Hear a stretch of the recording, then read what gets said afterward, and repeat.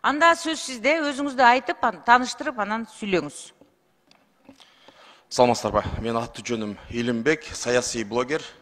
Бул мыйзамды колдоочулар тараптанмын. Ушундай жыйын уюштуруп бергениңиздерге терең ыраазычылык билдирем. Биз 6 жылдан бери мына Горький сейил багында булар менен тебишебиз, урушабыз, эме кылабыз. Менин демилгечиге, депутаттарга, Надира Назимовнага бир суроом бар. Мына жерде 50дөн 100 эсептик көрсөтүшкө чейин айып салууга же 5 жылга. Бул 2 эле пункт экен. Менин сунушум дагы бар. 3-чү пункту. Асан деген бейөкмөт уюм менен Үсөн деген бейөкмөт уюм биригип алып, баягындай кылса буга эч кандай жазбапсыздар. Ошого менин сунушумду алып койсоңуздар, 10 жылдан өмүр бою эркинден ажыратыла тургандай кылыпчы. 3-чү пункт жок экен мына уголовный кодекске.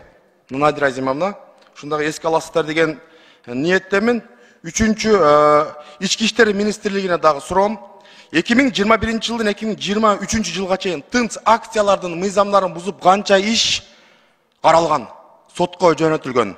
Ушул эле суроом дагы сотко. 2021 жылдан 2023 жылга чейин канча тынч акциядан, Горький сейил багынан, Россиянын посольствосунан, дагы башка мыйзам жерлерден канча тынч акция мыйзамы бузулуп, соттуу иштик өткөрүлгөн.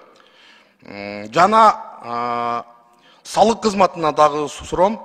2018-2022 жылга чейин мына жерде клоп $150.000 Сорос фондунан алгандар сизде маалымат барбы? Жана канча салык төлөгөн биздин мамлекетке булар? Баткенге жардам деп атышат. Бул Баткенге бул Енполор эле жардам берип, калганыбыз кайыш ушалап отурган жерибиз жок. Урматтуу президенттин администрациясынан бардыр, ушул боюнча дагы маалымат берип койсоңуздар. Биздин Кыргыз Республикасы, бейөкмөт уюмдардан башкасы, биздин Кыргыз Республикасы Баткенди оңдоп түзөөгө канча каражат бөлдү. Енполор эле карап калган не өкмөт биз не кайыш ушалап отуруппу? Булар азыр ушундай тарыз кылып атат. Жана мен бул жыйынга дагы нараазычылыгым бар. Булар алдын ала даярданган сценарий менен бүт нерсени чогултуп алган. Бул менин ой пикирим. Бир нерсени эске алсаңыздар, мен министр эмесмин, депутат эмесмин. Мен сиздерди мына алдыда отурган депутаттарды шайлаган жаранмын. Ал эми бул мыйзамды окубай келип туруп, флешкалардын мээлерине салып алып келгендер бар экен. Массалык маалымат каражаттары жөнүндө силер эмнени айтып атасыңар? Бул жерде каерде массалык маалымат каражаттары боюнча жазылганды? Силер мындай маалыматты манипуляциялап атасыңар, учурдан пайдаланып. Бизди Кыргыз Республикасынын эли көрүп атат азыр.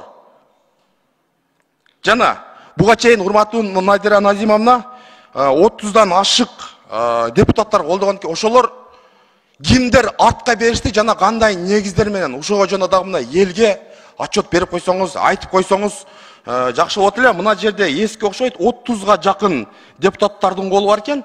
Ал эми бул жерде акыркы сиздин маалыматыңыз боюнча бир 20га элеге жетпеген депутаттар экен да. Ол депутаттар неге артка кайтып кетишти? Кандай бирөө бир нерсеге обещать этиштиби, же эмне кылды? Ошо боюнча маалымат болсо ачык ушул жерде